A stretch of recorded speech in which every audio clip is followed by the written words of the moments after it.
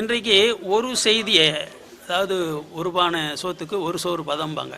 இந்த மாதிரி 100 பாட்டும் இப்போ சொல்ல முடியாதுங்க. ஒரு பாட்டு சொல்லி நான் சுருக்கமாக வேகமாக விளக்கம் சொல்கிறேன், கேட்டுக்கோங்க.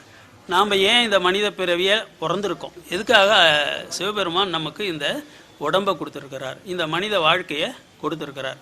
இப்போ நாம் என்ன செய்யணும் அப்படின்னா, இந்த மனித தேகத்தோடவே இருக்கக்கூடாது, மேலே போயிடணும். ஏற்கனவே சென்ற வகுப்புலேயே நான் சொல்லியிருக்கேன்னு, சிவமயமாய் விளங்க வேண்டும், நம்முடைய ஜீவன் சிவமயமாய் விளங்க வேண்டும்னு சொல்லியிருக்கேன். எப்படி அந்த இடத்துக்கு போகிறது, பெருமான் 8 படிகள் சொல்கிறார். அஷ்டாங்க யோகம்னு சொல்லிட்டு பதஞ்சலி முனிவர் நமக்கு 8 படிகளை சொல்லியிருக்கார் இல்லைங்களா. அதை விட எளிமையான ஒரு 8 படிகளை வள்ளல் பெருமான் நமக்கு இந்த ஒரு பாட்டில் சொல்கிறார். இந்த ஒரு பாட்டை தெரிஞ்சுக்கிட்டு அதை பின்பற்றினாலே நம்ம சிவநிலைக்கு போயிடலாம். போலாங்களா? யாருக்காவது கை தூக்குங்க பார்க்கலாம், யாருக்கெல்லாம் போகணுன்னு ஆசை இருக்குது? Very good, very good, very good. சரிங்க. அப்போது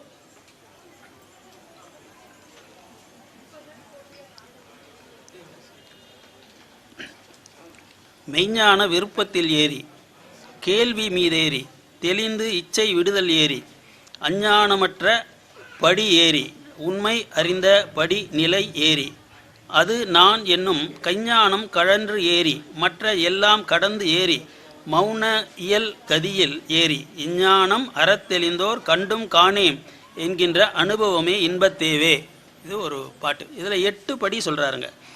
மெய்ஞான விருப்பத்தில் ஏறி அப்படின்னா, முதல்ல நமக்கு ஏன் ஆண்டவர் 84 லட்சம் ஜீவராசிகள் இருக்குது, இந்த மனுஷ உடம்பை ஏன் கொடுத்துருக்கிறாரு, மனுஷ வாழ்க்கையை ஏன் கொடுத்துருக்கிறாரு என்றால், நாம் இதை விட்டு இன்னும் மேலே போகணும். எப்படி மேலே போகிறது? அதுக்கு மெய்ஞானம் வேணும், ஞானம் வேணும். அதில் முதல்ல ஆசை வரணும், அதில் ஆசை வரணும். இப்போ இந்த 20 லட்சம் பேர் இருக்கிற சேலம் மாநகரத்தில் எத்தனை பேர் வந்திருக்கும் கோயிலில்? அங்கே உள்ளார கொஞ்சம் பேர் இருப்பாங்க, இங்கே எல்லாம் ஒரு 1000 பேர் தான் இங்கே வந்திருக்காங்க. மற்றவங்களுக்கெல்லாம் அவங்க ஏதோ சீரியல் பார்த்துட்ருப்பாங்க, சினிமா பார்த்துக்கிட்டு இருப்பாங்க, இல்லை துணி கடையில் போய் ஏதாவது துணி எடுத்துகிட்டு போய், அந்த நோக்கம் வரல. ஞானம் பெற்றுக்கணுன்ற ஒரு எண்ணமே வரல பாருங்கள். அப்போ முதல்ல என்ன வரணும்? ஞானம் வேண்டும் என்கின்ற ஒரு ஆசை, பொறுப்பு. ஆசை இல்லை, அது ஒரு வைராக்கியம். அந்த பொறுப்பு ஒன்று வரணும். 2வது சொல்கிறார் பாருங்கள், கேள்வி மீதேறி. கேள்வின்னா, ஞானிகள் பெரியவர்கள் சொல்கிறத, சத் சங்கத்தில் சொல்கிறத காது கொடுத்து கேட்கணும். நாங்கள்லாம் என்ன பண்ணுவோம் தெரியுங்களா? 18 வயசு இருக்கும்போது அமெரிக்காவிலேருந்து ஒருத்தர் வருவார். டிசம்பர் மாதம்தான் வருவார். சனி ஞாயிறு மட்டும்தான் 5லேருந்து 6 வரைக்கும் பேசுவார். நான் என்ன பண்ணோன்னா, நைட்டு பஸ் ஏறி போய் மத்தியானம் 3 மணிக்கெல்லாம் அங்கே போய் இந்த மாதிரி இடம் பிடிச்சிக்குவேன். அவர் இங்கே 3 அடியில் பேசுகிறாருன்னா நாங்கள் முதல்ல நானும் இருப்பேன். 3 மணிக்கே போய் இடம் பிடிச்சி வச்சுக்குவேன். ஏன்னா அந்த வயசுலேயே அந்த நோக்கம் நமக்கு எப்படியாவது ஞானம் அடைஞ்சிடணும், இப்படி பிறந்து செத்துக்கிட்டு இருக்கக்கூடாது, இந்த துன்பமான இந்த நோயில் முதுமையில் யார் கஷ்டப்படுறது, நம்ம ஞானம் வாங்கிக்கணும்னு சொல்லி 3 மணிக்கு அங்கே போய் காத்துக்கிட்டு இருப்பேன். அதே மாதிரி பெருமான் சொல்லுவார், ஒரு பாட்டில் சொல்லுவார், யார் இதை பற்றியெல்லாம் சொல்வார் என்று அலைந்து தேடினேன்பார். வள்ளல் பெருமானே ஓடுறார். அவங்க சொல்லுவாங்களா, இவங்க சொல்லுவாங்களா சிவனை பற்றி, ஆத்மாவை பற்றி அப்படின்னு சொல்லிட்டு ஓடுறார். அந்த கேள்வி மீதேறி. இப்போ நீங்கள் எல்லாம் அதான் செஞ்சிகிட்ருக்கீங்க. ஏதோ நான் எனக்கு தெரிஞ்சதை வளர்றேன், இதையே பெருசாக நினச்சி நீங்கள்லாம் இங்கே கேட்டுட்ருக்கீங்க இல்லைங்களா. இப்போ கேள்வி மீதேறி 2 படி தாண்டியாச்சு இல்லைங்களா. எல்லாருமே, நீங்களும் நானும் இந்த 8 படியில், பெருமான் சொல்கிற 8 படியில் 2 படி தாண்டியாச்சு இல்லைங்களா. ஒரு ஜெய போட்டுக்கோங்க, ஒரு கைத்தட்டல் கொடுத்துக்கோங்க. வேற ஆமாம், அப்போ தான் நமக்கு ஒரு உற்சாகம் வரும். ஆக 8 படியில் 2 படி ஏறியாச்சு, சந்தோஷம். அடுத்து சொல்கிறாரு பாருங்க, சரி இப்போது மெய்ஞானம் வேணுன்ற ஆசை வந்துடுச்சு. அதே மாதிரி சத் சங்கத்துக்கு நல்ல விஷயங்களெல்லாம் கேட்டு ஆத்ம திருப்தி ஏற்படுது. ஆத்ம திருப்தி ஏற்படலைன்னா இங்கே வந்திருக்க மாட்டீங்க. வயிறு பசிச்சா சோறு போட்டாக்கா ஒரு திருப்தி வருது இல்லைங்களா. அந்த மாதிரி நமக்கு ஆத்மாவுக்கும் ஒரு பசி இருக்குது. அந்த பசியை திருப்தி ஆகிறதுனால தான் திரும்ப இங்கே வர்றீங்க இல்லைங்களா. அடுத்தது 3வது சொல்கிறாரு பாருங்க, இது ரொம்ப முக்கியமானது, ஞாபகமாக கேட்கணும். என்னென்னா, அஞ்ஞானமற்ற படியேறி.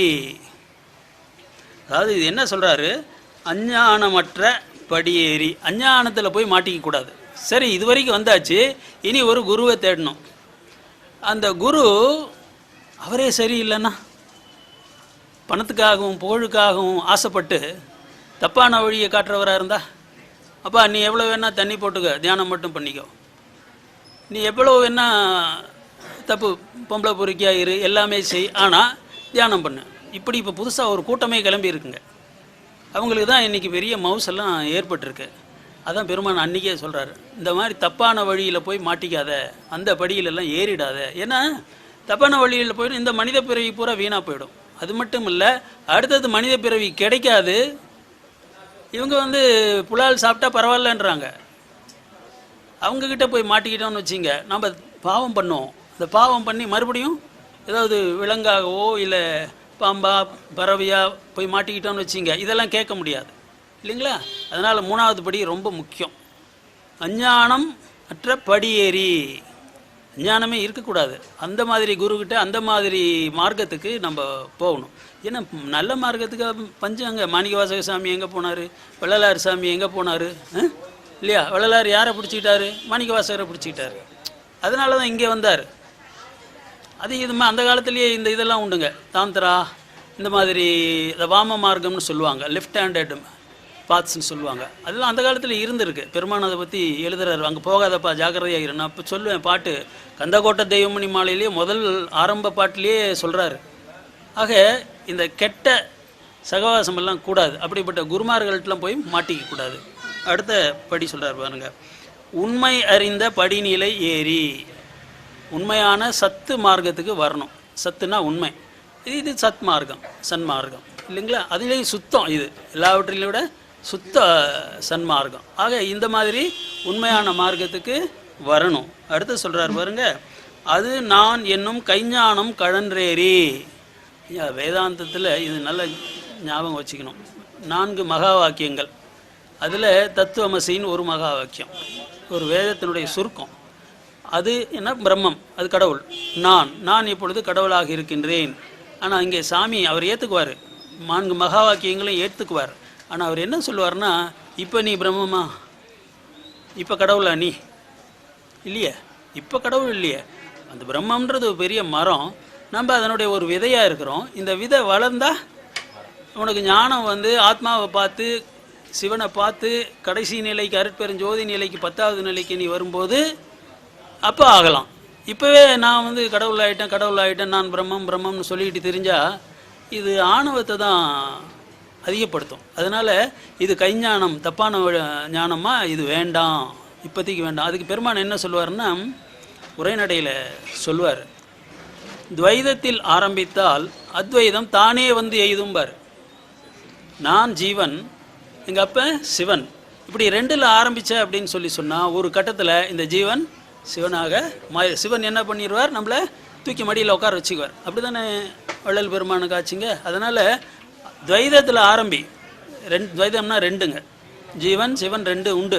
இந்த ஜீவன் சிவனை நோக்கியே செல்லுகின்ற பொழுது ஒன்றாயிடும், ஜீவனும் சிவனும் ஒன்றாயிடும், அது அத்வைதம். அந்த நிலைக்கு போயிடலாம்.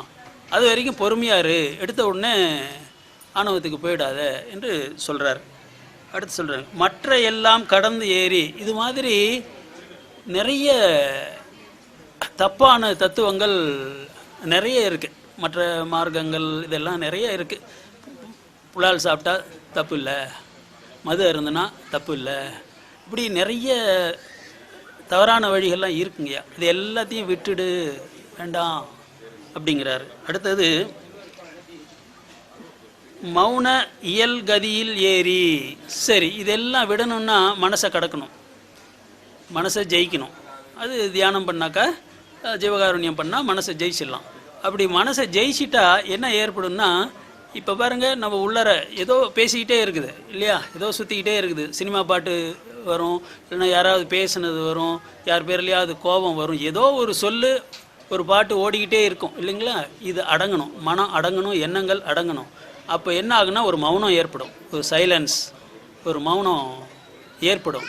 அதை சொல்கிறாரு, மௌன இயல் கதியில் ஏறி. அப்போ என்ன ஆகுன்னா, இந்த சுவாசமே ஒளி சுவாசமாக மாறும் அப்படின்னு வள்ளல் பெருமான் சொல்கிறார். இப்போ நமக்கு இருக்கிறது கெட்டுப்போன அழுக்கான சுவாசம் தாங்களே, அதனால தானே நோய் வருது. அப்போது உண்மையான இந்த நடுநாடி ஒடுகூடி நடமாடுபதியே சிவபெருமான் எங்கே இருக்கிறாரு? இந்த நடுவில் பாருங்க, இது இடதுகலை, இது பிங்கலை, நடுக்கலை இங்கே இருக்குது. மூலாதாரத்திலிருந்து இந்த உச்சந்தலை வரைக்கும் அது வரும். அங்கே வந்து சுவாசம் ஓடணும், அதுதான் கதி. அந்த இடத்துக்கு மனசு சுத்தமான அந்த இடத்துக்கு நீங்கள் தானாகவே வந்துடலாம், நீங்கள் எதுவும் செய்ய வேண்டியதில்லை. அதான் வள்ளல் பெருமான் சொல்லி கொடுப்பார். அப்போது கதியில் ஏறி எஞ்ஞானம் அறத்தெளிந்தோர், அறத்தெளிந்தர்னா முழுமையாக தெரிஞ்சுக்கிறது, சந்தேகமே வர முடியாத அளவுக்கு ஞானம் முழுமையாக வந்த ஞானிகள். கண்டும் காணேம் என்கின்ற அனுபவமே இன்பத்தேவை. அப்படி ஞானி, முழுமையான ஞானிகள் கூட கடவுளை பார்த்துட்டா, நாங்கள் பார்த்தோம்ப்பா, ஆனால் உனக்கு சொல்ல தெரியல, சொல்ல தெரியாது. இது வள்ளல் பெருமான் வந்து நமக்கு ஒரு பாட்டில் சொல்வார். ஒரு நாள் வந்து வள்ளல் பெருமான் உட்காந்துக்கிட்டு இருக்கிறாரு. சிவபெருமான் அங்கிருந்து வர்றார். அதாவது பளிக்கு வடிவம் கொண்டு வந்தார்ன்றார். அன்னைக்கு வெண்மையான பளிங்கு மாதிரி உடம்பு எடுத்துக்கிட்டு வந்தாராம். அப்போ வள்ளல் பெருமான் வந்து உட்காந்தவர் எந்திரிச்சு நிற்கிறாராம் மரியாதை கண்டி. ஓ, அப்போது இன்னும் நீ எனக்கு மரியாதையை கொடுக்குற இல்லையா? அப்போ நீ வேற நான் வேறன்னு தானே நினச்சிக்கிட்டு இருக்கிற, ஒன்றுன்னு நீ நினைக்கலையே. இப்போ நீ தனியாக இன்னும் இருக்கிற, நான் தனியாக இருக்கிறேன், உனக்கு இன்னும் ஞானம் வரல. இதுதான் ஆணவம், அகங்காரம். அகங்காரம் ஒளி என்றார். அந்த அகங்காரத்தை முதல்ல ஒளி அப்படின்னு சொல்கிறாரு. அகங்காரம் ஒளிந்து இருந்தேன், சரின்னு சொல்லி அந்த அகங்காரத்தை ஒழிச்சிடுறார். அப்போ சொல்கிறாரு, அப்போது அவர் நானோ, நான் அவரோ. அவர் நானாயிட்டார், நான் அவராயிட்டேன். அப்போது அந்த இடத்துல என்ன நடந்தது அப்படின்னு சொல்லி சொன்னால், வேறு யார் இருக்கா? அவர் இவராயிட்டார், இவர் அவராயிட்டார். அப்போது அடைந்த அனுபவம் தோழிகிட்ட சொல்கிறாரு, உறைந்த, அப்படியே ஃப்ரோசன்னு சொல்லுவாங்க, உறைந்த காலம், அதில் நிறைந்த வெளியே ஒன்றுமே இல்லை, வெட்ட வெளியே மட்டும்தான் இருக்குது. சிவபெருமானும் இல்லை, நானும் இல்லை, அந்த சிவ வெளி மட்டும்தான் இருக்குது. அந்த சிவ வெளியை தான் சிதம்பரத்தில் நமக்கு காட்டுவாங்க. வெட்ட வெளி தரிசனம் பார்த்துருக்கீங்கள்ல? வெட்ட வெளி தரிசனம் நடராஜ பெருமான் சந்நிதிக்கு பக்கத்துலேயே இருக்கும். அதுதான் வெட்ட வெளி, ஒன்றுமே கிடையாது. சிவபெருமானுடைய முடிவான வெளி உருவம் வந்து அந்த வெட்ட வெளி தான். அந்த வெட்ட வெளிக்குள்ளார என்ன இருக்குது என்பது தான் சிதம்பர ரகசியம். அந்த ரகசியத்தை தான் இங்கே சாமி வெளிப்படுத்துகிறார். கண்ணாடியில் அந்தாண்ட காட்டுறாரு பார்த்தீங்களா? அருட்பெரு வெளியில் ஓங்கும் ஜோதியே. அங்கே உள்ளார என்ன இருக்குதுங்க? ஜோதி இருக்குது. அதை தான் 5 மாத குழந்தையாக இருக்கும்போதே வள்ளல் பெருமான் பார்க்குறார். நம்ம குலதெய்வம் கும்பிடுறதுக்கு குழந்தைய 5 மாத குழந்தைய எடுத்துகிட்டு போகிறோம் இல்லைங்களா? அந்த மாதிரி அவங்க அம்மா வள்ளல் பெருமானை தூக்கிக்கிட்டு மடியில் வச்சுக்கிட்டு சிதம்பரம் கோயிலுக்கு போகிறாங்க.